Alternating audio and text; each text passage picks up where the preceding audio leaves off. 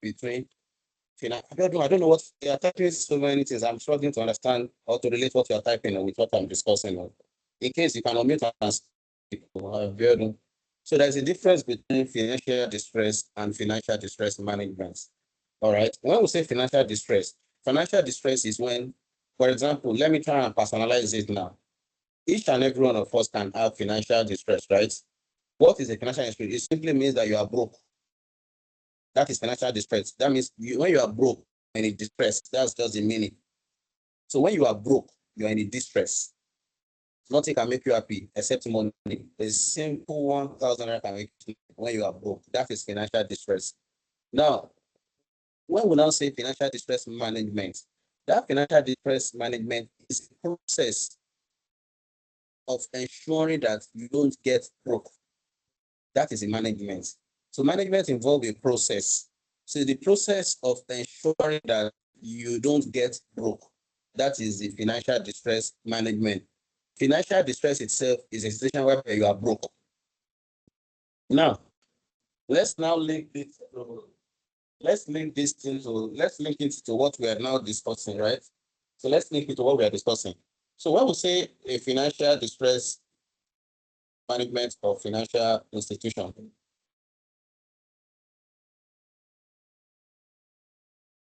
financial distress of a financial institution, that means is when a bank is unable to meet up with its short-term obligations, right? So I'll be very fast now.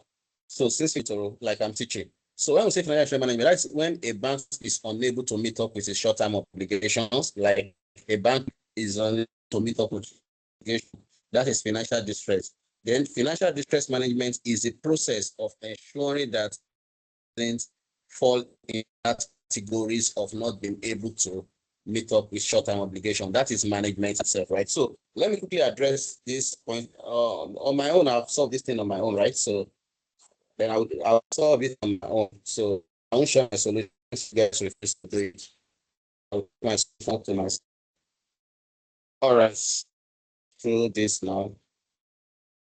This one is Iman solution. Where is my solution now? Yeah. So the key component of financial distress management. So what are the key components of financial distress management? That is, what are those things that you need to ensure that you don't run into these financial distress issues? Those are the key components. Those things that you need to do to be sure you don't run into financial distress is you need to keep monitoring financial indicators. E.g., if you are having a low flow, you're having a negative profit margin, your debt ratios is increasing. Those are the things that you need to watch out for, right? So basically, those things that you need to watch out for to ensure that you don't end up being a financial. Those are the key components of financial management. So those things that you need to do to be sure that you are not in a distress. Those are the key components of financial distress management. The second one is the operational restructuring. That is, you keep on reducing your cost when that your cost does not exceed a certain threshold. Then we have debt restructuring. So there is another one called debt restructuring. For example, if there is any debt you think that you have lent out but you are unable to the money back, you can enter into some form of restructuring plans with the lender. Just a minute, please. Let me sort out something there.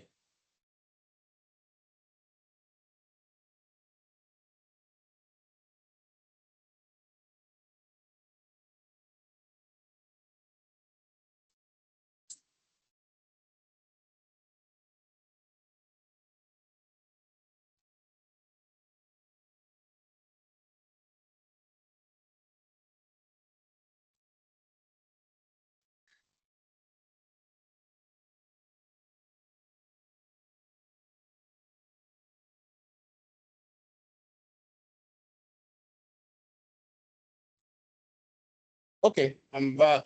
Remy, your hand is up. Can you speak, please?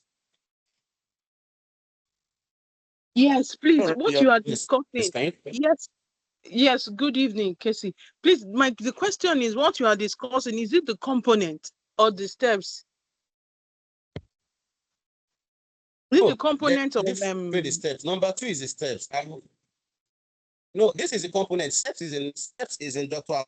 So All I did was to just screenshot his group for the steps. But what I'm discussing for now is a component, okay?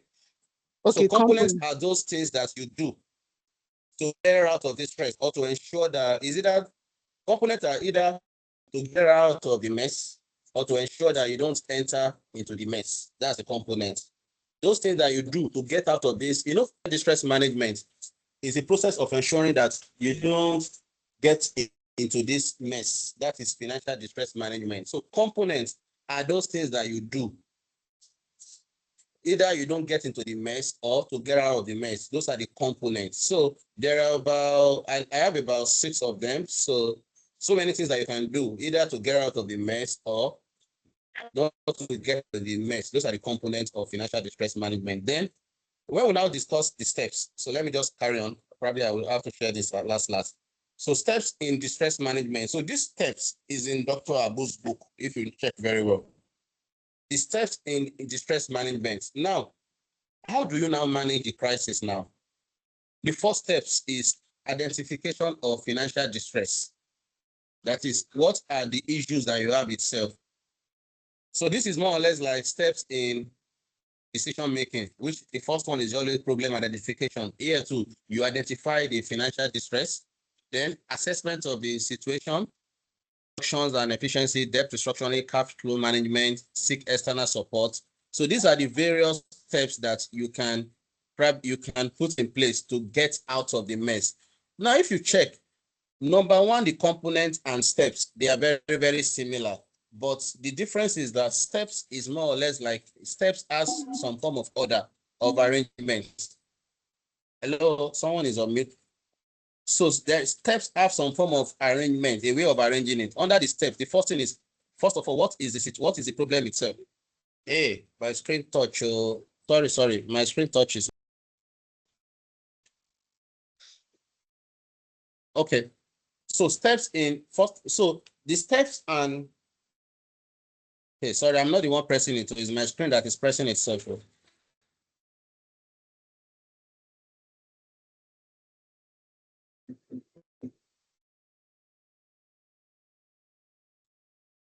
Sorry, I'm trying to clean up. I think the screen is somehow wet, so I need to clean it up. The screen is pressing itself. It has even scattered everything here.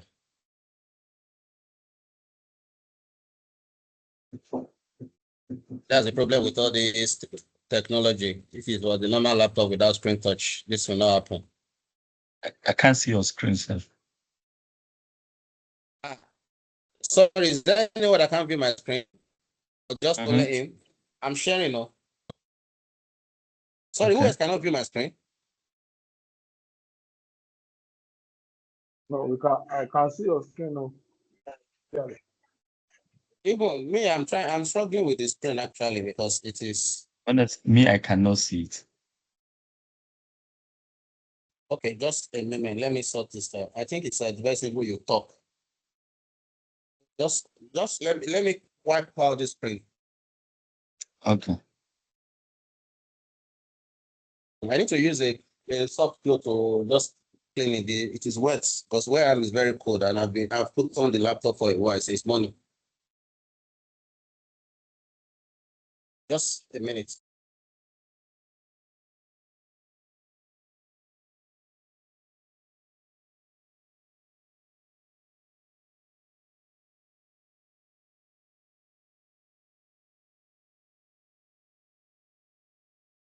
Okay, I think I should be. It should be okay now. Yeah, let's move on. Let's move on fast. So that is just about. I need to be fast now because of the time. Oh my God! I hope I will not end up restarting this system more. It's not working properly. Oh, guys, can you just allow me to reboot my system? Maybe when I reboot it, it will. The screen touch is messing up. This one is okay. Or is it this file? Let me close this file and load it again.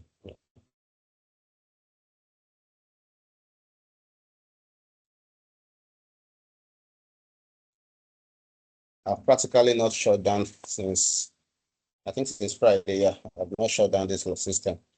So even if it's messed It deserves to mess up. All right.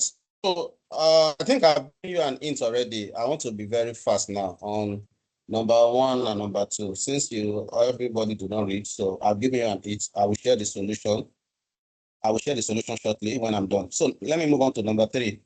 Performance management and evaluation of the rationale. So here, basically, there are 2 things. This is how Dr. Abu wrote on the board, right? Is it Dr. Abu? Somebody wrote on the board that what is performance management and how do we evaluate the rationale?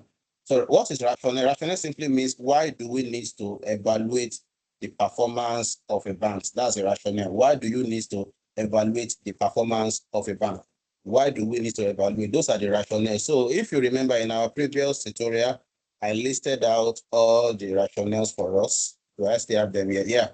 So these are the performance management and the rationales. So these are the rationales. Why do you need to measure the performance of a bank?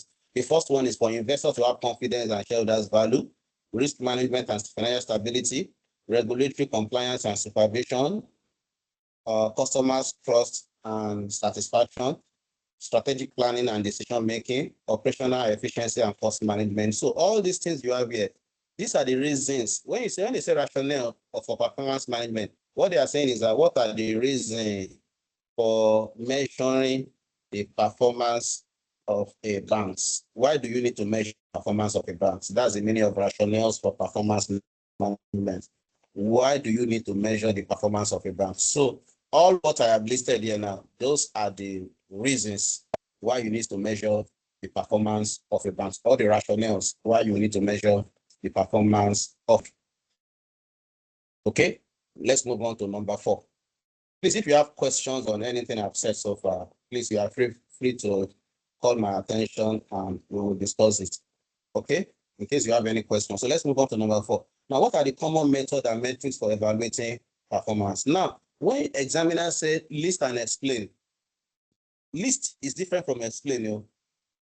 Okay, list and explains are 2 different things, right? So when they say list, you first of all list. Now, let me solve these questions for us now. They said common method and metrics for evaluating bank performance, list and explain. So I have the solutions there. Remember that we have done this also in one of our tutorial. Let me quickly go through to that area. List and explain. Yeah. So these are the performance measurements. Now, there are 2 of them. The first one, we have financial performance indicator. Financial performance indicator. And we have non-financial performance indicator. So it's either you measure your performance through your financial means, through your financial tools or means, or through non-financial tools or means. So when we say financial tools, we are referring to, first you will list A, return on assets. Return on assets, you list all of them first of all. Return on asset, return on equity, net interest margin, return on asset, return on equity, net interest margin. Let me list them first. I will now explain. Then the last one is any per share. There are many of them. Any per share. Then you can also use liquid. Now, all these things that I've listed now, they are under the profitability, right? These are under the profitability scenario, profitability. Then you can also use liquidity, means too, liquidity.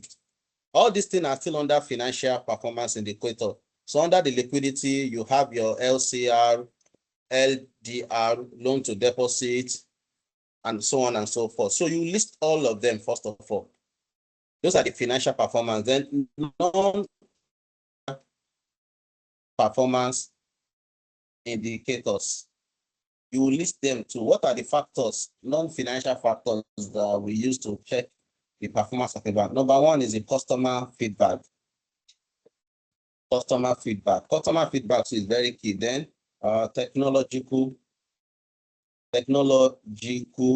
innovations. So those are anything that does not involve finance, but you can use them to measure the performance of a bank. They fall under the non-finance. So you can see where I'm doing my own.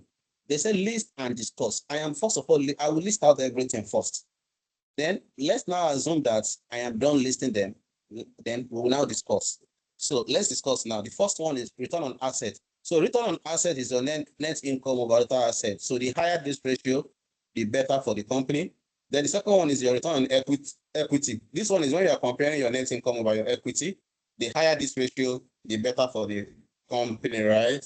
Then the third one is net interest margin. You know, how do you calculate net interest margin for banks? Your net interest margin is your interest income minus interest expenses, right?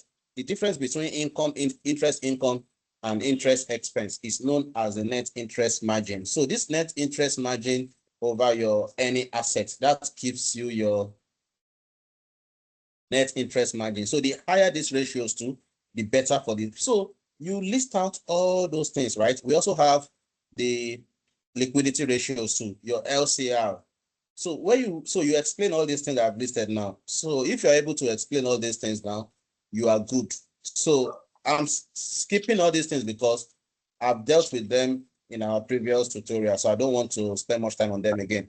Then when we talk about non-financial performance indicator, you know your performance indicator is grouped into financial and non-financial. So for the non-financial performance indicator, we have customer service, how good your customers, what they are saying about your banks. It matters a lot too. We are bare word of mouth. Banks gain customers and they also lose customer, right? Bare word of mouth. Then market shares too. Everybody wants to patronize banks that is big in the market. E.g., many people are rushing to Access Bank now because they seem to have the strongest retail network or whatever in Nigeria. Then if you want to do a corporate or institutionalized banking, many people rush to Standard Chartered Bank because of their international coverage. And every banks have their own qualities. That is also part of how performance of a bank is measured too. How strong is your corporate governance? That's also a very big deal. Then environmental, social. So all these things that I've listed here, these are all known as the non-financial performance indicators. So if they ask you this kind of question in the exam, if it eventually comes out to performance management and evaluation of the rationale, common method and metrics, list and discuss, you will say they are A, financial performance indicators measurement, B, non-financial performance indicator. Under performance indicator, list those ones that fall under the profitability and list those ones that falls under the liquidity. Then you move on to the non-financial performance. You list them, then you can now start explaining them one by one. Okay, now let's move on to the. Yes, sir. Speak. Yes, please, K, I'm with you. I want to confirm something because I'm with Dr. Handout. So, but it talks about the way you mentioned it is not exactly the way it put on the handout, which is, I don't know the lecturer that handled that aspect, because under Dr. Abu, we have performance evaluation indicator for banks, and we have a financial performance indicator, which you have mentioned. Under that, we have all this return of asset and everything. Then we now have risk. Exactly. We have risk management indicator. We have operational efficiency. We have customer strategical performance, regulatory and compliance indicator, and employee exactly. So all those ones. Finish. I want to ask that one you mentioned now. Which lecturer taught us that aspect? Is it Dr. Abu or Gege? Okay, this financial performance indicator is Dr. Let me go to Prof. Solomon's summary. Is Dr. Abu that taught us, right? So all what you have listed now, corporate governance, risk management, all of them fall under This man also made mention of it, Dr. Bademi. I think two of them taught the same thing in different fashion, right? Dr. Bademi's focus was more on camel, correct? Why Dr. Abu, he read through the handouts, you understand, right? But anyhow you put it, but I rather prefer you use a broad categories of financial indicator and non-financial indicators. Then all those corporate governance, risk management, let them fall under non-performance, non-financial performance. Then for your financial performance, you are mentioning your ratios for that. But all other ones, let them fall under the non-financial performance. Yeah, carry on, please. Okay, if you mentioned that, then how do you now bring in Camel? Camel is a separate topic on its own, right? If they want us to analyze Camel, they will specifically mention, that's what Dr. Babdemi, they will ask us to analyze Camel. Camel is a separate topic on its own. No, Camel is an all-encompassing approach that is used in financial performance management of banks. Because under Camel, you test the capital adequacy, you test the asset quality, you test the management, you test the earnings, you test the loan and advances, and which one is S? I've forgotten X. So under Camel, so Camel is an. You said what? That L is liquidity ratio. So I think what I will advise us is in the exam, we have an idea. Each of these, there will be 3 sections. For 815. 815, how many sections? Is 3 sections, right? Is it 2 or 3 sections? Alabi, Prof. Alabi, please speak. We'll look at the past questions now, so we understand how the test is. So you know which of the lecturer is testing the question. When you know what each of the lecturer is testing, that will determine how you answer it, please. Dr. Bademi have his own style, so you have to use his style to answer his question. Dr. Abu have his own style, so you have to understand what each of the lecturers are testing. We'll review that shortly now. Oh, yeah. Professor Alabi, over to you. For the opportunity. What he was saying was actually correct, but in the sense that the whole emphasis on it is that Camel of a team is a way by which also measure the performance of banks, but it is mainly being used by the regulatory body, and it's a quantitative method of evaluating the bank. So you are right by saying that you can write the way the fashion you feel like writing. It doesn't mean you have to be monotonous and follow strictly what lecturer is actually saying. That is my view. Oh no, my own view is that if it is Dr. Abu's section, and sorry, Prof. Alabi, let's get it right now. Let's get it right. If it is Dr. Abu's section, don't go and discuss Camel for Abu. Abu no teach you Camel. That's what I'm saying. Just use financial and non-financial for Dr. Abu and move on. No, sorry. Do you understand? Sorry, Mr. Listen. Okay. This is MS. This is strictly this is strictly academic. So, and Dr. Abu did not mention I would. he did not really mention Camel, but he mentioned how he mentioned later in the later part of the this thing. If you look at it later, he mentioned Camel. I'm coming. So he mentioned Camel. But what I'm trying to say is that this is strictly academics. So it's better we go what they want and not what we want. So that I think yes. So that is what I will advise. Please go with each of the lecturer style, so we will know how the questions are being framed when we start reviewing the past questions now. But let me quickly go through all these nonsense questions that I have here. Sorry for stressing you with so many questions. Okay. Now, the next one is assess and diagnose some of the methods of managing financial distress. Assess and diagnose some of the methods for managing financial distress. So what do we understand by this, please? Assess what are techniques. It is what?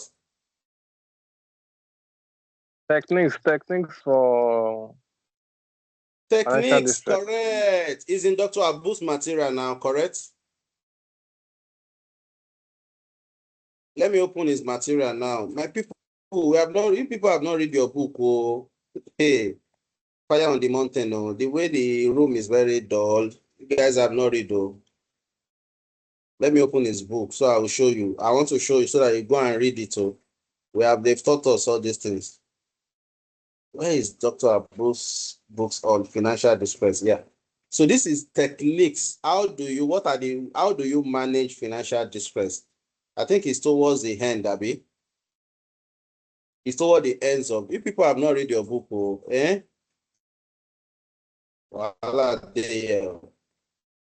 so they are here already.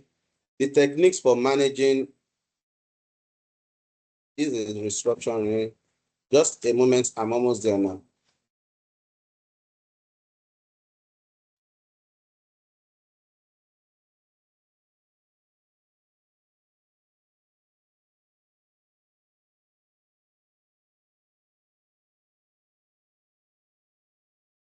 Oh, so these are the techniques for managing. Miss Alabi, you can speak. You have raised your hand, please. Mr. Alabi, you can speak, please.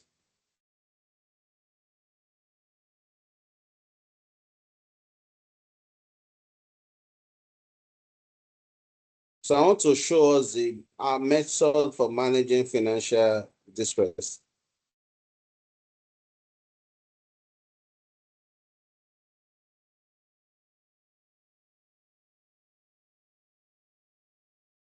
So this one you have here, this is the method that the regulatory authorities in Nigeria can adopt, right?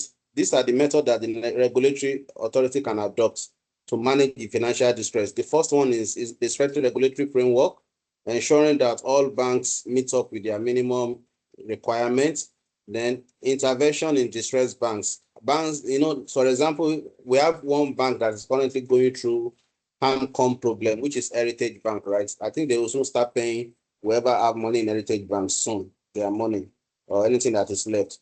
So these are the way that governments intervene, asset management and recovery, recapitalization of media, even sometimes so when they discover that you are in crisis, you can merge or you do a public issue, raise money from the publics, right? You can do a recapitalization or merge with another bank. That was the time that banks keep merging with themselves. E.g., we have the case of Intercontinental Oceanic, all of them merged together right that time. Then we have the case of Standard Trust that merged with EcoBank to now form a bigger EcoBank now. So many things that you can do when you are in a distress, or you can raise money from the public, ordinary shares. Just last year, many banks raised money from the public. So even without us even reading the books, we can even use our own common sense to come up with an answer, right? Like if you are in a distress now, what are the various ways? How can you get out of it? That is exactly what they're asking us to say. How can we get out of problems of distress? So those are the various options of what that you can do to get out of it. So you can see them here. We have restructuring. You can do recapitalization. You can do debt restructuring. You can manage asset management. Any non-performing asset, you can sell them off. Asset securitizations, right? So you can use bailout too. Government, you can call for CBN help to come and help you. So all what I've listed now, these ones are known as a financial restructuring. Then we also have operational restructuring. But in Nigeria, whenever there is a problem, the first thing they do is operational. They will go and sack staff, thinking that is the number one solution. In most cases, that is even the wrong approach. They will first of all downsize the staff, cost reduction. When we say cost reduction in Nigeria, the first thing is that go and sack some people, right? That is what they understand by cost reduction. Digital transformation. If you go to some banks now in Nigeria now, they don't use what's it called again? Paper deposit slips. Everything is done directly from the counter. If you want to withdraw, not of FCMB, if you want to withdraw, you go to counter, you go and fill one register, and you sign, you withdraw. You don't fill any teller again. So they've stopped the printing of all those things. So many innovations are coming so that banks can manage all these problems, right? So, but the major thing that can be done is to do a restructuring. But in the long run, the worst scenario is when you get involved in M&A, merger and acquisition. Even some go as far as changing their leaderships, right? They will change all their top orders. So many things that can be done to manage a distress when you are in a distress. So that's what they are saying about what are the method of managing financial distress? How can you get out of the financial distress? So these are the 5 AOC. Now that most of you guys have not read your book, so what I will do is, God help me, this 5 AOC, I will come up with a suggested solution, right? I will come up with a suggested solution, though I've explained them. It won't take me 30 minutes to come up with. I already have the solution, all the solutions there. I'll just come up with a solution and I will post it on our WhatsApp group. So if you guys have to, if you cram it or you burn the book and drink it with water so that it will stink, any approach you want to use, follow it. Because as it is now, danger there. People have not read their book. So I will come up with suggestions for all these 5 AOC that we have for pin 815. I will share the suggested solution. If you have to cram it or anything you want to do to it. Okay, so those are the 5 AOC that the lecturer gave us in class to the best of my knowledge. Now let's look at the other questions that I collated from Dr. Odege's books. So the first question is, to what extent is the environment for managing financial institutions, especially banks in Nigeria, a product of institutional, regulatory, legal, political, and socio-economic factor? So when you see this kind of a question, let me analyze it for us. If you suppose you see this kind of a question in the exam, this is how you will explain it. Solution: explain business environment of banks. Explain it first of all. You know we have the micro and macro, right? Then this question itself, can somebody tell me what is this question referring to? Is it macro or micro? Is this referring to micro environment or macro? It's referring to macro environment. Okay, Macro so explain environment. Macro. and under macro environment, you explain macro environment too. Now, under macro environment, what is this thing pointing at? Pestel. God bless you. It's pointing out at variables of macro environment, which is what? Pastels. But here, so it's pastel they want you to explain, okay? It's pastel, just explain the pastel, and you will now explain how it have impact on financial institutions. Okay, e.g., political environment, changes in government policy can either have a negative or positive impact. E.g., if you know the government in power, someone like Elumelu now, Tony Elumelu, the man is having fun because himself and Tinubu, they are friends. No regulator can do shakara with Elumelu. I mean, it's UBA, AS Holding. They don't burn any regulator well to do shakara for AS Holding because their organ and the president are 5 and 6. So any changes in government policy, we always favor that kind of a person. That is one thing. So political is very important. Legal too. Legal environment, the rule of law in the country is to have a lot of impact on the way things are done, on the mode of what? Operation. Socio-economic environment. I've explained this too, that in Nigeria, for example now, Friday and Monday was a public holiday. All financial institutions shut down in Nigeria. Nobody is working. So if you are operating in Nigeria, you must consider that this country that I'm operating on, they don't joke with their festive season, they always observe public holiday. So that must be part of your analysis of your environment. All right. So when you explain all these pesters, whatever I'm saying, just try and explain it. You are good with this question. Okay, you are good with it. So let's move on to number 2, because I want to take 1 or 2 past questions tonight before we leave. So let me glance through this 10 question. Number 1, how do boardroom and management conflicts affect the performance of banking institutions? How do boardroom and management conflicts affect the performance of financial institutions? This is coming under topic number 2. That's the topic number 2. What's topic number 2? Board of directors and what's it called? The board of directors and management, right? The role and responsibility, and we also have the board crisis too. So first of all, let's discuss what this question is saying. How do boardroom and management conflict affect the performance of a bank? So first of all, there are about 4 tiers of conflict in banks, right? We have the tier 1 conflict. Tier 1 conflict is when there is a conflict between the board of directors and the companies. E.g., what the board of directors want to achieve is different from what the management of the companies are thinking. So when that disagreement is known as tier 1 conflict. Then we also have tier 2 conflict. Tier 2 conflict is when there is a disagreement between board of directors and the stakeholders. You know, stakeholders are those people that have interest in the performance of Ben. You want to speak?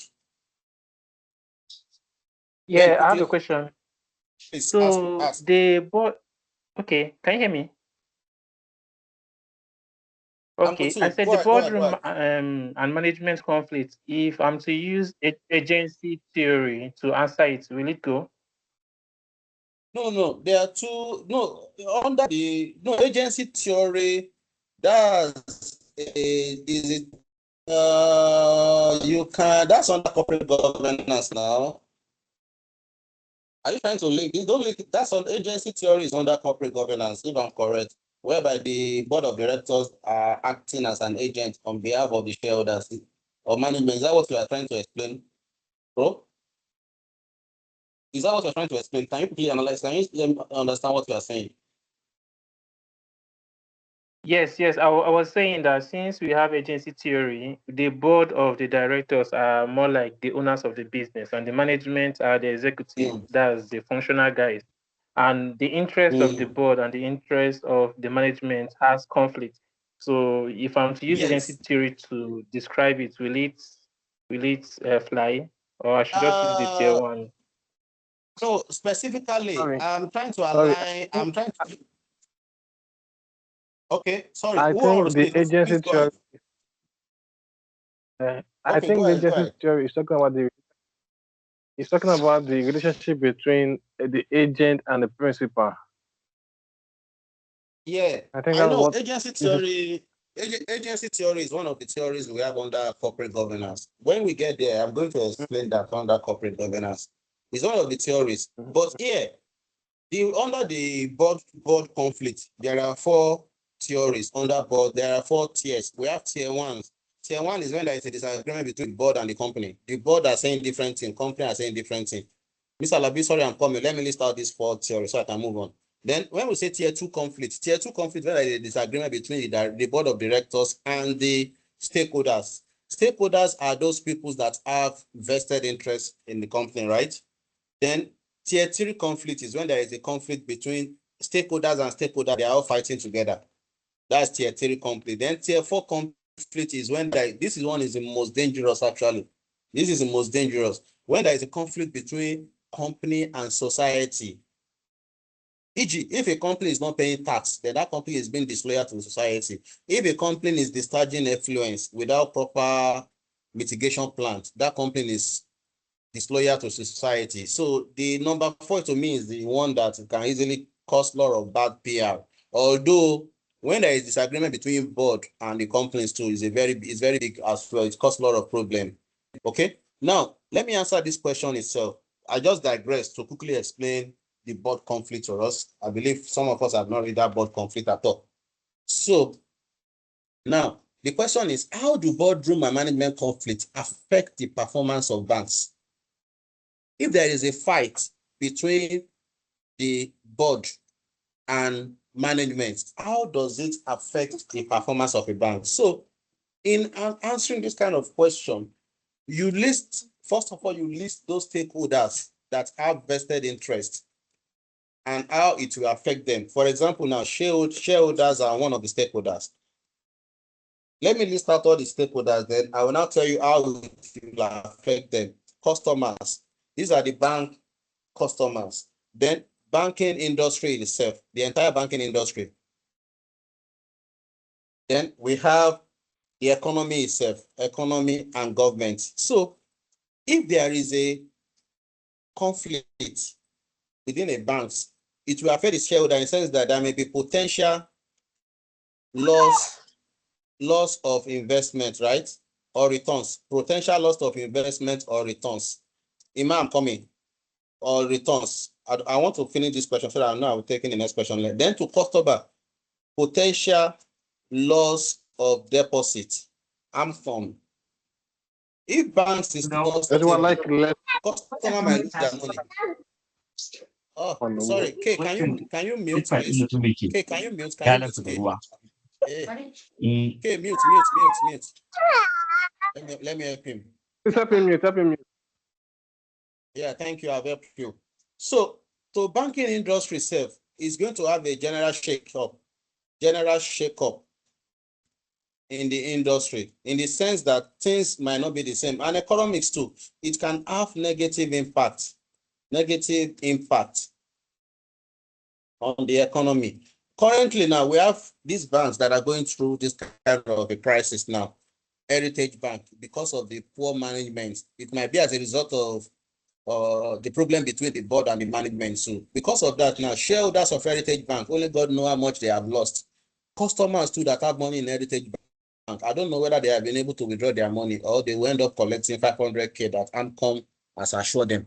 Bank industry surely faced that shake-up too. Share price dropped.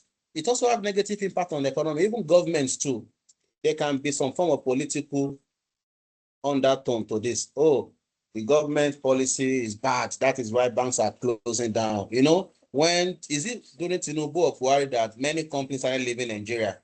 GSK and the rest. Is it Tinubu or Buhari type? You know, the kind of political undertone people read to that the policy of the government is bad. Companies are leaving Nigeria, blah, blah, blah. So whenever there is any boardroom conflict between the management and the board, it always affect the performance of a banking institution. And the following are the likely impacts of such. Okay, so banking institution is banking industry as a whole, not a particular bank. Ima, you want to speak? Please go ahead, Ima. Okay. Hi, Kazim. So good evening. Yeah, I just wanted to add that. Apart from all this, there is also the impact on the company itself. That's its inability to achieve its goals and objectives, cutting short the vision of the company, something like that. So more or less, yeah, achieve goals and what objectives, correct. Objectives. So whenever there is, so there will be biting, right? There will be a lot of quarrels within the company. So these are many more, some of the ways. Whenever there is a boardroom crisis, these are the ways it can affect. Now, discuss 3 restructuring strategies bank can adopt to deal with financial distress. Oh yeah, everybody, you know the answer already. Tell me, what are the 3 strategies that we can adopt to deal with financial distress? Who is telling me number 1? Should I call name? How can you resolve this? Financial restructuring. Yes, correct. Number 2. Loan restructuring. Operational. Loan is under financial. There is something called, don't let me take you guys to level where you don't want to. There is something called MISI. MISI means mutually exclusive, collectively exhaustive. Correct, Ojasi. So you have to know this. Anyway, this is not for us. My brain is already thinking of. My brain is thinking of. I'm thinking of something else. So this MISI of a thing. When you say financial restructuring and loan restructuring, it's the same thing you are saying in 2 different ways. Why not say financial restructuring? Then when you are explaining it, you include loan as part of explanation. That's MISI. Do you understand what I'm saying? Yes. You cannot say financial restructuring and still say profitability. You are repeating the same thing. Why not just say financial? Then all those profitability, loan, everything, pack them together in explaining financial restructuring. Then what's the 3rd one, please? Financial. What's the 3rd one? Let me help you. Merger and acquisition. M&A. To seek for M&A. Or let's write more now. We can do more. It takes advantage of bailout. Bailout from government. My people are talking now. Bailout from government. External restructuring. Public issue of shares. You can Public. sell off some of your AMCON and business. recovery. AMCON is under bailout. Missy. AMCON is here. Okay. Don't repeat. It's the same thing. Lecturer will just say you're saying the same thing. That's Missy. You can lay off staff, Honey. I don't like Under that. cost reduction. That is one of them, but I don't like it. But it is what it is. In fact, that's the first thing they will do. That's the first thing you write. No, I think that's the first thing the bank management will do when they start facing problems. As if the staff is their sort of wow. Okay. Let's move on. So I think we've dealt with restructuring now. Let's move on to number 4. What financial characteristics usually influence banks' return on assets and return on equity? So what are those things that influence a bank's return on assets? First of all, what is return on asset? Return on asset is your what? I'm waiting for you to tell me the formula. We've discussed it already. Return on asset is what? Net income over total assets. Then return on equity is equal to net income over total equity. So what are those things that influence a bank's return on asset and return on equity? So how do you calculate your net income? You make use of your net interest. So the proportion, the value of net income and the value of interest income and interest expenses can influence the ROA and ROE. So how big your interest is and how big your whatever can influence it. Then the asset base of the banks can also influence it. If your asset is so large and you're making small money, then it will have impact on your return on what? Equity. So then the value of your equity also have impact. The value of shareholders' equity will also influence this. So that are the solutions for that. Then I'm almost done with this. Then we'll go back to the normal past question. Briefly discuss the concept of corporate planning and strategy. Now, corporate planning and corporate strategy, they are similar, but they are two different things. Let me try and give us a very short concept to understand. So when you are doing planning is more of you trying to execute your strategy. Okay, let me ask you a question now. KZ PLC, where do I want to be in 10 years' time? Is this a corporate strategy or corporate planning? Corporate strategy. Okay. How do I implement my 10 years plan? Is this a strategy or planning? This is strategy. No, which one is how? Okay, where do I want to be in 10 years' time? First one is planning. Where do I want to be in 10 First years' time? one is strategy. The second one This one is planning. this one is strategy. Then strategy. Then how do I implement is planning? So this is the difference. So your corporate strategy, it is strictly long term. Corporate strategy, it is strictly no story. It is strictly a long time plan about the future of an entity. Whereas your planning is in between medium and how to implement something is your planning. So I try to highlight the difference between strategies and planning. Now look at the focus of your corporate planning. Here, you are trying to execute your strategies. That's your planning. You are executing something. You know, executing a plan can take 5-10 years. It will be a gradual execution, right? Okay. Then, however, your focus on strategies is direction of the company. What is the outlook? Where do we want to be? Okay, in the next 20 years, I want to be in Canada or I want to be somewhere. That's my corporate strategy. Now, I need to go and apply for visa. I need to start saving money for tickets. I need to start doing this. That's my planning. So there are two different things. Now, time frame. Your planning is between medium to long, whereas your strategy is long alone.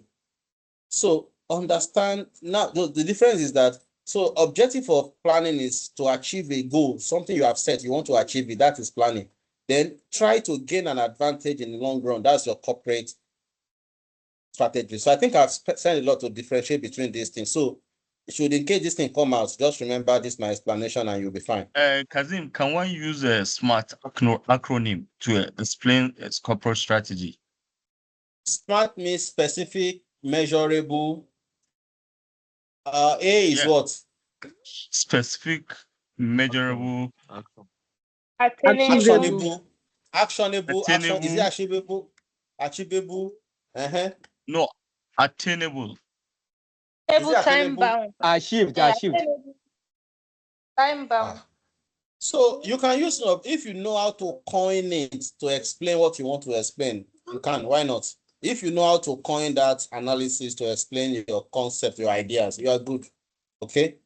So what are the impacts of liquidity management or profitability of a bank? So this one's too, we still discussed it the last time. So what is the impact of liquidity? First of all, let me ask you a question. What is the relationship between liquidity and profitability in a bank? What is the relationship between... God bless you. Question number one is answered now. There is an inverse relationship between liquidity and profitability, because the higher your liquidity, the lower your profitability. Whereas the higher your profitability, the lower your liquidity. So that is the implication. Yeah, that is the implication. So they just wanted to explain the impact that this liquidity will have on the bank. So if the bank is on the verge of showing liquidity, that means that banks is a risk averse. They want to be keeping money, keeping. And the more you are keeping money, you are unable to lend money out. And if you are not lending out to investors, your interest income drop. And as your interest income is dropping, your liquidity is dropping. So just try to juxtapose this and analyze this to understand to explain the impact that liquidity management has on the profitability. Now, what are the source of bank liquidity? Oh yeah, I want you guys to tell me. I will go first. Customer deposit. Oh yeah, who is going next? Loan repayments. Loan repayments from customer. Then we are going to, how many should we do? FX trading income. You said what? FX trading income. FX trading income. Oh yeah, give me more. That's give me FX more. Issue of shares. Issue of Deposit shares. Deposit to CBN. Deposits to CBN. Bailout from Borrowings. federal government. Borrowings from other banks. Interbank borrowing. Borrowings from other banks. Let's do 10 now. Let's go. Yeah. Sale of foreclosed assets. Sales of foreclosed or what? Sales of, let's say, moribund asset, Abi. More. Let's go to 10. What are the source of bank's liquidity? Fees and commission income. Still commission income, Abi. Interest and commission income. Let's go to 10 now. Oh yeah, 2 more. Borrowings from Inject financial capital. institutions. Borrowing from what? How many borrowing Financial you want right now? institutions. Missy. Oga Missy. Remember Missy. Remember Missy. So that you don't think that you're rating so much. At the end of the day, you're rating nothing.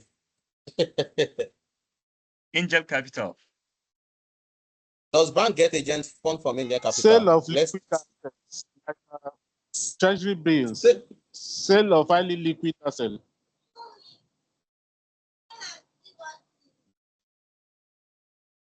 Yeah, give me one more. Sources of banks liquidity. Issuance of bonds. Fixed deposit income. Fixed deposit income. We've written interest income now. Everything come here. E.g., fixed deposit, savings.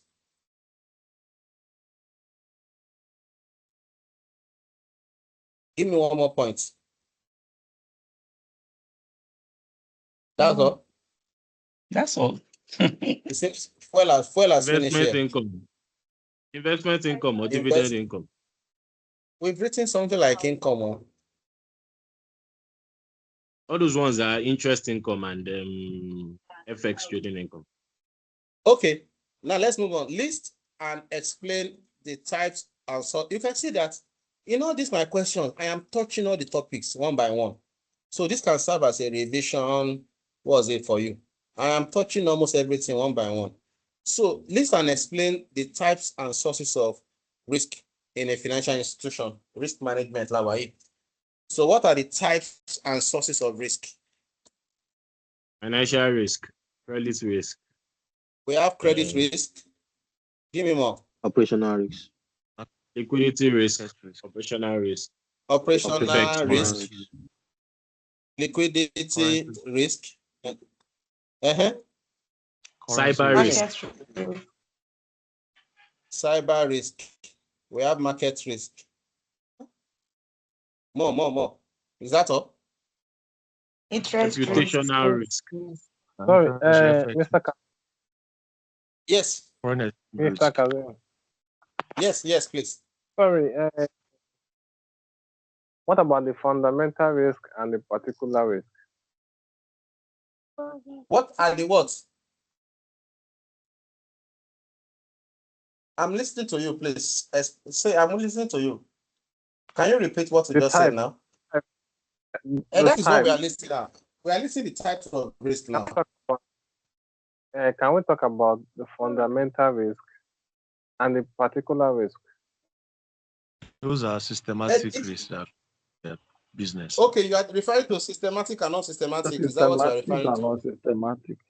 No, we're actually good with what we are writing. We are good with what we are writing. This is what we are writing is correct, please.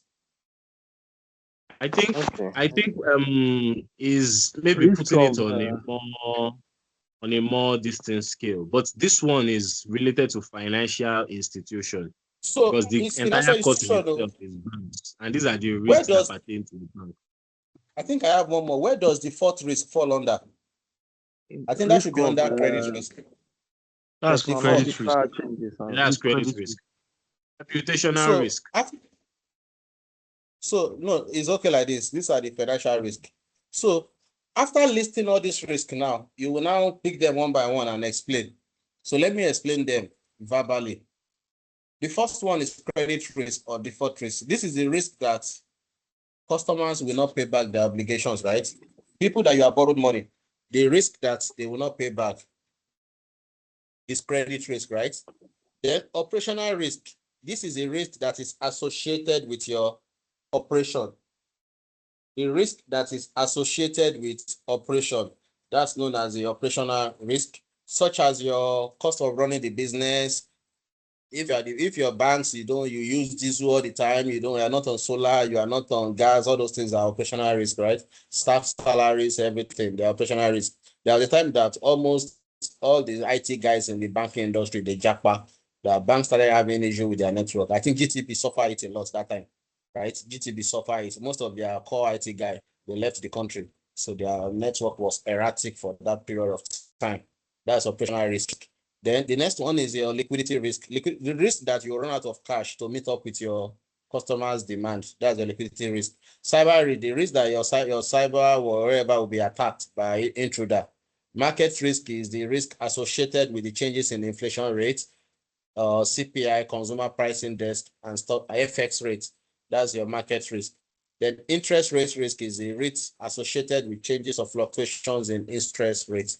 So that's the interest rate switch. Now, let's take, I think this is my last question. Then I will take one or two past questions before we close tonight. So this is my last question. So what are the risk management techniques? How do you manage this risk? That's the next thing now. So I'm listening to you. Edging. You hedge. Hmm? You hedge. Edging. The first one. Diversification. Solution. Diversification. Hold on. Let me list them out. Solution. Let's put a context to it. Number one, we have the traditional method. Then we have the financial method. Correct? So under the traditional method of managing risk, here you have avoidance, risk transfer, and you have the risk avoidance, risk transfer, and which other one again? No? You manage it. Management, right? Here we have risk avoidance. Risk. Avoid then transfer and risk management, right? Ignore. So when we say risk avoidance, you know that when you give out loan to people, they will default. You now say, I'm not giving out loan to anybody again. That is avoidance. You are not entering into transaction at all. That is all. When you refuse to enter into a transaction at all, that is risk avoidance. Then risk transfer. That's no profitability. Exactly. When you do an avoidance, no profit for you, right? Correct. Then the next one is transfer. This is where you have insurance company. As you are giving out loan, you are insuring that loan too. Meaning that risk has been transferred to insurance company to manage on your behalf. Then the third one is risk management. So these are the various methods or measures that you as a company, you have put in place to manage your risk. E.g., you have what the people call, you have a department called DDR, Delinquency Debt Recovery. Those people's job is that once any debt is overdue, they will keep chasing the whatever up and down. You have people that are always chasing debtor. You have your staff that their own job is to keep visiting debtors company to check how they are doing. You thinking they are nice, but they are only coming to spy at you. Okay, is it working well? Is everything going? Those are the risk management. Banks can adopt any type of risk management method just to ensure the edge. Now, what are the financial method or financial techniques? We have the edge, we have the swap, we have the use of derivatives, e.g., it could be forward or future contract or whatever.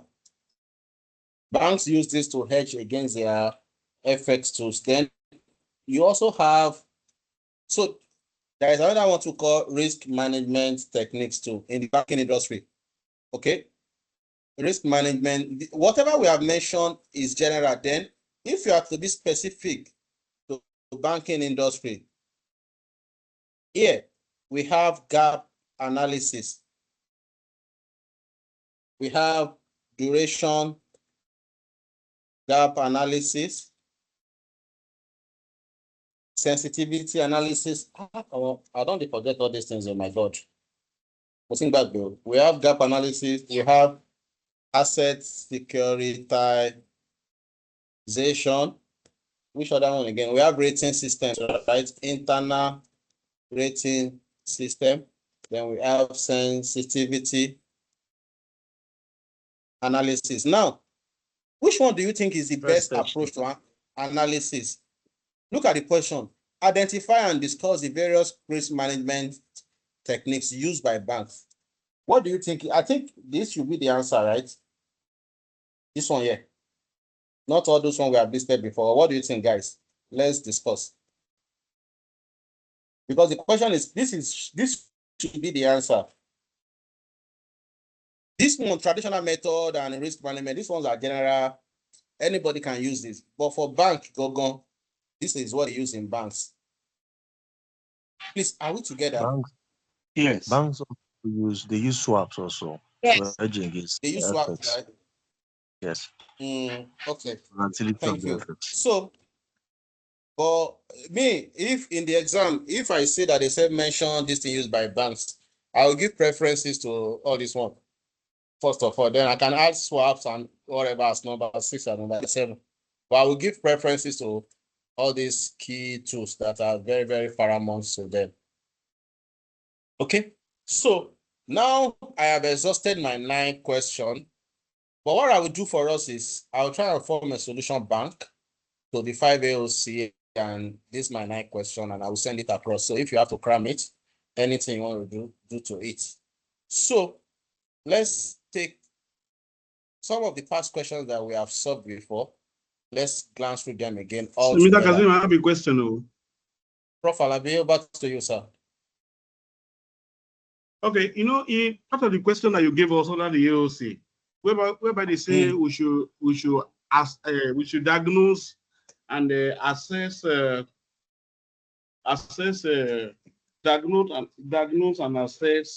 method of assess and diagnose some of the methods of managing financial distress. When we say diagnose is different from listing. Diagnose is an in-depth analysis of an issue, looking at the merits and demerits. And I believe that it's going to be an in-depth something. After you have explained what you intend to mention, maybe under debt restructuring, after you have mentioned it, then you now go deeper and explain demerits and merits, and you now take an action. Then you move, you go to the next one, you do the same thing. That's my view. Which of the lecturers say we should read this? I pray anything that will stress us, they will not test it by God's grace. Somebody should shout amen. Amen. You are correct, Prof. Amen. If they say diagnose, you have to write textbook. Oh. It is better for a lecturer to say list and explain than saying diagnose. Prof. Alabi have just given us into. If the lecturer say list and explain, it's better than the lecturer now telling you to diagnose. My own is anything that will be more difficult to drink than water. Nobody should serve me. I know they drink. Okay. So thank you, Prof. Alabi. You are 100% correct, sir, with that. So guys, let's take 1 or 2 years past questions before we go. So I will use the opportunities to give us few hints, because I can see that the class is full tonight. Most of the people here, they don't attend our normal tutorial. So they just quickly rush because we are discussing AOC. Now, let me discuss how the exam question is structured. So I will open the past questions for 815. Okay. So, guys, this is how sorry, somebody want to speak? Yeah, and I feel okay.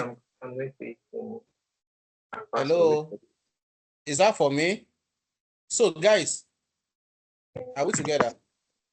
Okay, how many lecturer taught us this course, 815? Let's start from there.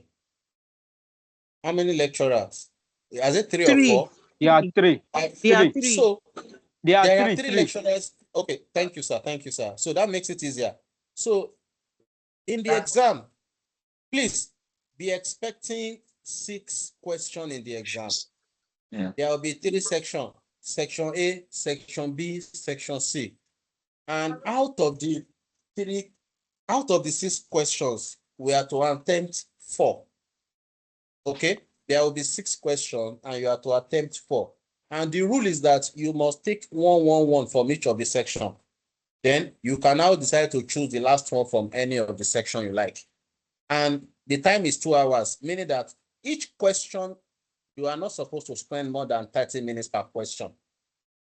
If you are on question number 1 for 1 hour, that means door is knocking for you already. That's okay, you are missing it out. And the max, okay, we know that there are 3 questions, right? So let me continue that one in MS Word. So, where is the first past question that we are treating now? Yes, so there are 3 sections, right? Section A, section B, section C. So you have to attempt 1 each first of all. Then you will now take the last one from each of the questions. Note that each sections carry equal marks, right? 4 questions. You have 4 questions, and they all carry 17.5 marks each. Total marks is 70. So my advice is that start from the most simplest question. No? Start from the most simplest one, because when you start from the most simplest question, it gives you that confidence to go, right? Imagine you've cleared 2 questions within 1 hour. Your confidence level is already posted, or at least 2 is already in the bag. So that's just what I have to say about that. And please make sure you time yourself. Don't spend more than 30 minutes per question. It is very, very important. Okay, so let's review 2019 and 2020 past question, first of all. Though during our normal tutorial, we have done it before, but let's just go through it again. Let's review 2019 and 2020 past questions. So the first one, it says that section number A, number 1, discuss the environment for bank management in Nigeria, focusing on any two of the following. I pray to God Almighty, this should come out. I pray to God, I'm praying to God, this should come out. So here, they've listed about 5 environments. They just want us to explain only 2, to discuss only 2 of the environments. The first one is the endogenous environment. The second one is institutional environment. The third one is socio-political economic environment. The fourth one is regulatory, and the last one is your external environment.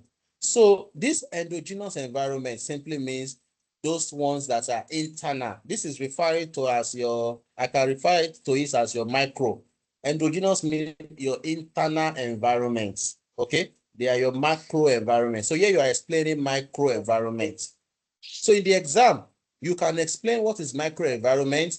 You can go ahead and discuss the 6 variables of micro environment. Can somebody remind me, what are the 6 variables of micro environment? Number 1, suppliers. Number 2, customer. Number 3, competitors. Number 4, public image. Number 4, Number 4, public image. Number 5, intermediaries. Financiers. Number 6, financiers. Yes. Those, okay, I should calm down. Those are the 6 variables of micro environment. Now, what are the threats to a micro environment, please? According to Porter, there are 5 threats according to Porter. Number 1 threat is what? New entrants. New entrant. Threat of new entrant. Number 2? Threat of substitution. Substitute. Threat of substitution. Negotiating power of supplier, negotiating power of customer, industry rivalry. Competitive rivalry. Industry rivalry. Thank you. So the next one is institutional environment. So here you have to explain what are those various institutions that influence the banking systems. Number 1 is the CBN, number 2, NDIC. You explain them. But if the number 3 is socio-economic environment, so your job here is to explain all these things under PESTEL. You explain socio, politic, economic. You explain 3 of them under PESTEL. Then number 4 is the regulatory environment. Who are the regulators that influence banks? And number 5 is your external environments. Here too, explain the environment. Try and explain the variables too. So if I'm the one in the exam, I will just quickly pick A, endogenous, and I will pick E, external. Or I can even pick C, if I can pick anyone. But try and pick the 2 that you think you can write the most on. So I pray to God that they repeat this one. All right. Then number 2 question, still under section A. Number 2, discuss exhaustively the role and responsibility of the board of directors. Okay, without looking at the solution, can you tell me, can we list out 5 roles of board of directors without looking at the solutions? Number 1, tell me. Determine the vision, mission, and objectives of the organization. That's number 2. Appointment of executives. Appointment of executives. Number 3. They determine the structure and strategic decision. Okay. Number 4, budget, financial decision, budget preparation. Number 5. Public is in the company and the public. So let's look at the roles here. Number 1 is or yeah, corporate governance and leadership. In case you are unable to say anything, you are just watching us. You have the book to read, go and read your book, please. Please go and read. I'm begging everybody to please read. So, corporate governance and leadership, strategic planning and policy formulation, risk management, financial monitoring, appointment of executive, stakeholder and shareholders, ethical. So you can see these are the roles of directors. So I've listed them. Now, number three. So that's section A. You can see the two questions in section A. Very simple, Now let's move on to section B. So when you are coming for this exam on Saturday, guys, make sure you are with at least 2 or 3 pens because you will write tired. And I pray God give you the strength to write. You only write if you know what to write. Because it is when you know the solution you write. If you don't know the solution, you will just be looking, you will not be able to write anything. So I pray God give you the strength to write. Just come with extra pen on that day to write. We go write. There is no calculation. We just to keep writing. Okay, let's look at number 3. Number 3.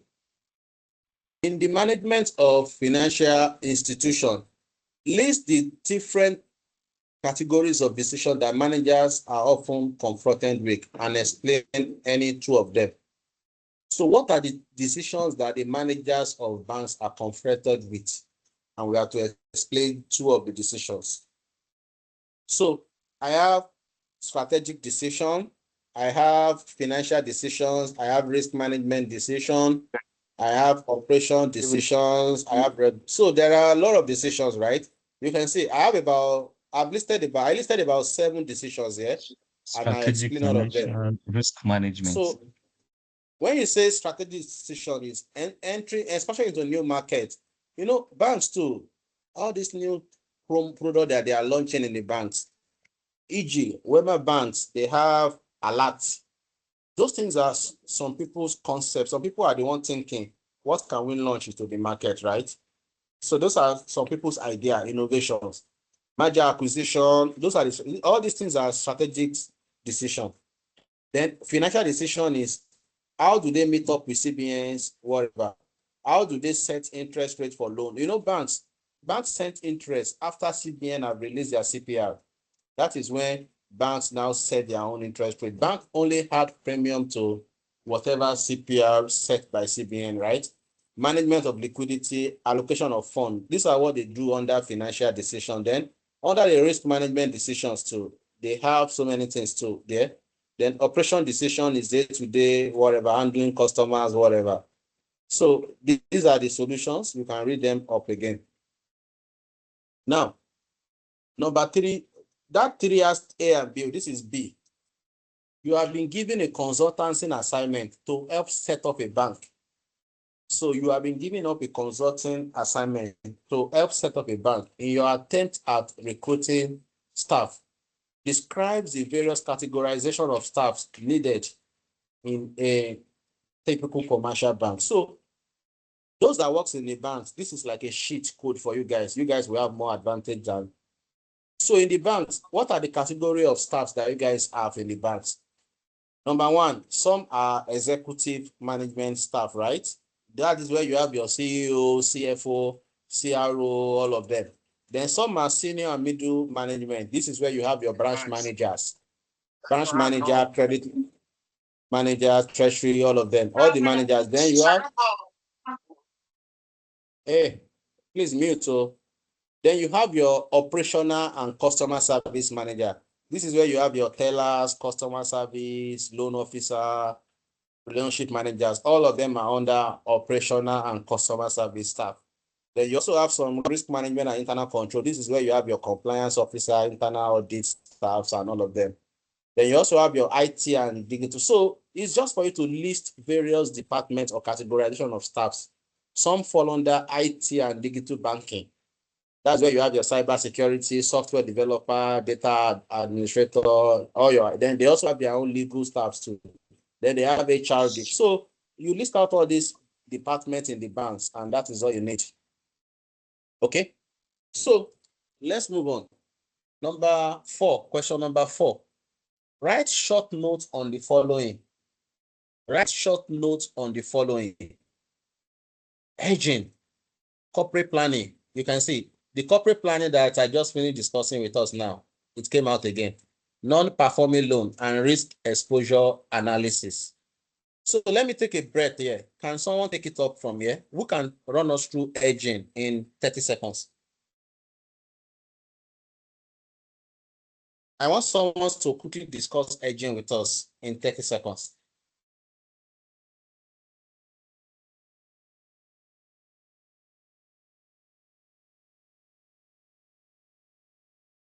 Someone should please run us through hedging in 30 seconds. Should I call names? Should I call name? I will call name.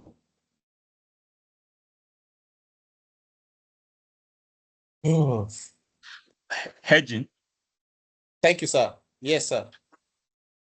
is a risk management strategy used to protect against anticipated losses. Perfect. Okay, so thank you. Let me just emphasize more on it. When we say hedging, hedging is a process of mitigating risk with the use of derivatives, such as your forward contract, future contract, options, or swaps. So those things are known as your derivatives, and they are instruments of hedging. So I think I explained this thing in detail in one of our tutorials, whereby I use somebody's getting married in December and they needed to buy clothes now. So they need to secure effects now. So I did all those analysis then. Okay. So I'm already tired. I can't go through that analysis again tonight. So let me just read what is here. Hedging is a risk management strategy used by financial institution, business, and investors to reduce potential losses due to market fluctuations. So when you try to take a position now against a future transactions, that is known as hedging. Okay. So the next one is a corporate planning. We have just discussed corporate planning. Let me skip this one now. Then the third one is a non-performing loan. Any loan that, is not paid as at the due date, that's your non-performing loan. If a loan is not paid as at the due date, that's your non-performing loan. E.g., a loan is given, it's supposed to be paid. The moment you default by one day, it goes to your NPL. And this thing will be stated in the government credit rating systems automatically. Okay, so that is hedging. So risk exposure analysis now. This is when you're trying to decide how exposed a bank is. That is known as a risk exposure analysis. You're trying to analyze how exposed a bank is. So this is when you are evaluating your credit risk, market risk, liquidity risk, and operational risk. So when you're trying to analyze all these things, so they all fall under the categories of risk exposure analysis. So that's the end of section B. So for section C, we have question 5 and 6.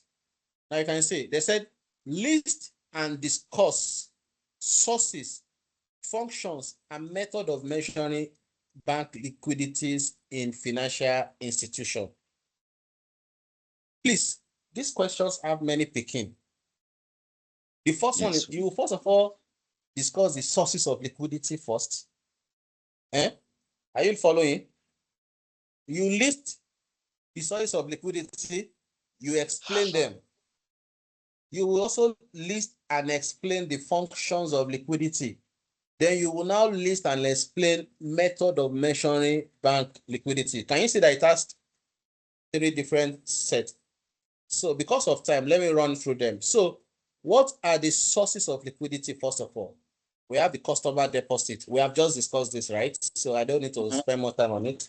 Interbank borrowing, credit bank lending, sales of liquid assets, loan repayment, issuance of bond and equity. So that's the sources. This has answered the first part. The next one is the functions of liquidity. So what do you use liquidity to do? Number one, to meet your bank withdrawal. When customer comes to teller, you pay them. I can tell you one thing, there is no bank that have enough liquidity to pay everybody off as they go. If all of us goes to bank tomorrow that want to withdraw money, they cannot pay us. Like possible. But if 1 or 2 persons going, they can still pay. But everybody should go to, if everybody goes to bank cannot pay. So it's just a window dressing stuff. So function of liquidity is to pay, what am I saying? Is to meet withdrawal demand, facilitate lending, maintain regulatory compliance, e.g., their CRR and LCR, right? Managing financial shocks and enhancing public confidence. So that these are the functions of liquidity. Then, method of measuring bank liquidity. You can use your liquidity ratios to measure it, e.g., loan to deposit ratio, liquidity coverage ratio, net stability, or use your cash flow or gap analysis, stress testing. Okay, now, tight talk before I move on to 5B. Zenith Bank, First Bank just built one house at Eco Atlantic. Where do you think they get the money to build that kind of mansion? I heard it's one of the tallest skyscraper in Nigeria. Where did they get that kind of money from? I hope it's not customer money they are dipping their hand into. Is there anyone that have insider information about that? That they have, is it 40 or almost 50 stories building? Anybody with insider information? Where did they get that kind of money from? First Bank. Because Azim, it's obviously No, customer they've not built. now. you said? Please educate me now. Obviously, customers deposit. That's where they can make money. But it's a long-term project. I think it's So is this between customer deposit they use again? of course, now they would invest it and make money in the market now. But But moreover, I'm sure it's a long-term project. But I'm sure the entire building is not a First Bank, but they will lease it out to other companies, right? Because it's too big for Yes, First yes. Bank alone. Almost, sure, is it 40 or almost 50-story building at I Eco think Atlantic? it's more than 40, yes. You said? It's more than 40-story building. All of it. I better go. Yeah, I need to start saving money too. All of us must. 10-year All All that the project. COT charges. We had the all of us must move to Eco Atlantic. That is where Lagos big boys are buying their house now. Eco Atlantic. Banana Island is currently becoming outdated already. Okay, number 5B. Organa father, shey NHF go give me money to go build for Eco Atlantic. Organa father. Oh, okay, he's muted. Okay, let's discuss number 5B. What is liquidity management? What is liquidity management? Examine carefully theories of bank liquidity and their relevance in solving the problem in the Nigerian banking industry. So this is a past question. First of all, you will explain liquidity management.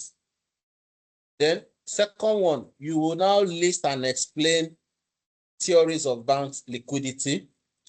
Then third one, you will now explain relevance of liquidity. I think this question, please run away from it. This number 5 is too much, right? So liquidity management is a process of ensuring that banks always have sufficient cash to meet up with their short-term obligations. When we talk about liquidity, liquidity is short-term. Liquidity is not for long time. Liquidity is present situation. Can you pay? That's liquidity. Liquidity is more of short time. It's not long time, please. Then what are the theories of bank liquidity theory? So the first one is commercial loan theories. So these theories state that banks should provide short-term loans that are self-liquidating, meaning that when you give out loan, people are paying every month. They are paying you back. So with that, you are able to manage your liquidity. E.g., if I lend 2 million to Kayode, I know Kayode will pay me back 100 million, 100,000 every month. That's commercial loan theory. So banks should lend out more of short-term loans that are self-liquidated. So any cash flow I'm getting from you every month, I'm using that cash flow to manage my what? Liquidity. Then the second one is shiftability theory. So here, what it means is that banks should invest more on those marketable securities that can easily be sold, or anytime that banks need the money. E.g., it is advised, do you know that banks now do more of some lazy bank? Sorry for using the word lazy banks. They now do more of treasury bills. In fact, whenever there are treasury bill, banks will first of all buy all the treasury bills. Some banks, because they are lazy, they don't want to trade more on risky stuff. They do treasury bill because that one is the easiest investment that anybody can do and earn your returns.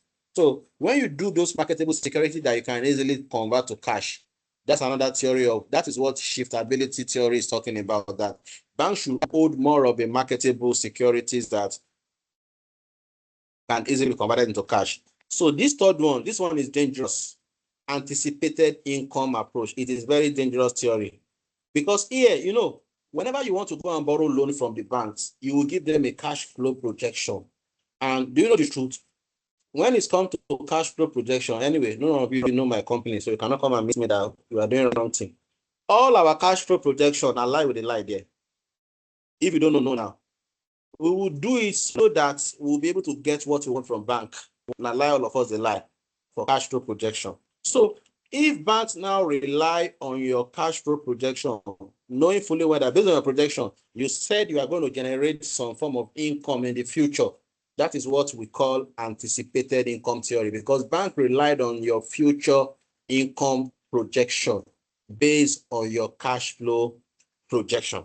That is anticipated. I don't think they taught us this liquidity management. So, but anyway, now you know now. So that is what I'm explaining now. So the last one is liability management. So this one too simply says that if banks manage its liability very well, then it will be more liquid. Meaning, don't only focus on your asset, focus on your liability. If you are able to manage your liability very well, then you'll be more liquid. That's the meaning of liability. So what are the relevances of this liquidity to the Nigerian banking industry management? So addressing liquidity, so you can just read up on this. Let me take the last question. The last one is list and discuss the theory of corporate governance and how these theories operate in financial institutions. Someone said this thing tonight, so let me explain them now. The first theory under corporate governance is agency theory. Agency theory simply says that the management and the board of directors, they are acting on behalf of the shareholder. They are like an agent acting on behalf of the shareholders. So in this case, the shareholders are the principals, while the managers, those that run the banks, are the agents. In returns, they earn salaries, which is like their agency income. Okay, that is what agency theory is all about. You know, principal can fire agent at any time, principal deem it fit.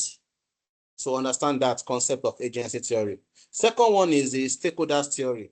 What the stakeholders theory simply says is that bank management, they are running the business to protect not just only the interest of the shareholders, but to protect the interest of all stakeholders.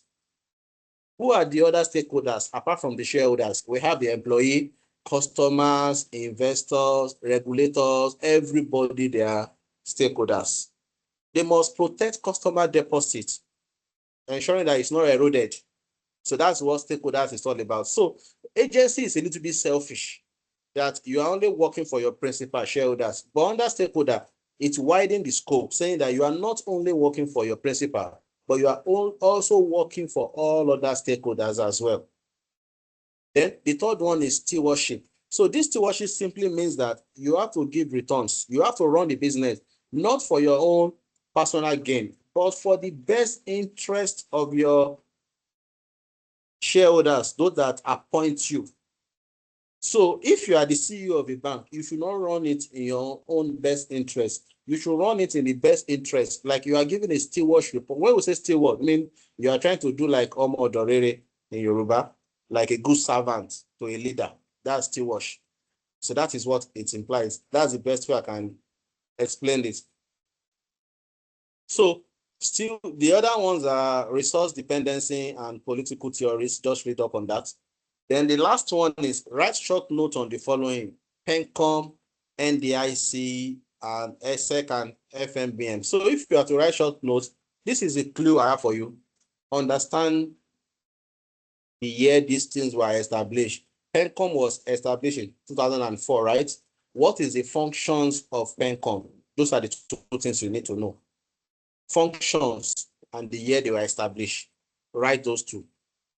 You know, PENCOM was established in 2004, and what is their objective? That is all you need to know. Do the same thing for NDIC.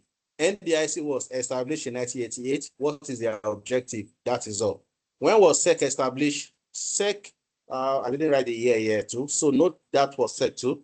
Then we have federal mortgage banks to understand the year these bodies were established and what is their function. So with this, we are done with this year. What's the year? 2000 and I think, let me try and locate the year. So I'm done with this particular year now. 2000 and what's it called? 19 and 2020 past questions. So we'll have one more revisions on 815. That will be on Wednesday. So on Wednesday, I should be able to take like 2 or 3 more past questions. Then we call it that will be the end for 815. Okay. Let me stop recording now because technically I can't take any more tonight. It's almost 10. So tomorrow, please, tomorrow is strictly for agriculture. So we will follow the same approach. Yeah, tomorrow is for farmers. Please make sure you come with your hoes and cutlass, right? So we will start by reviewing.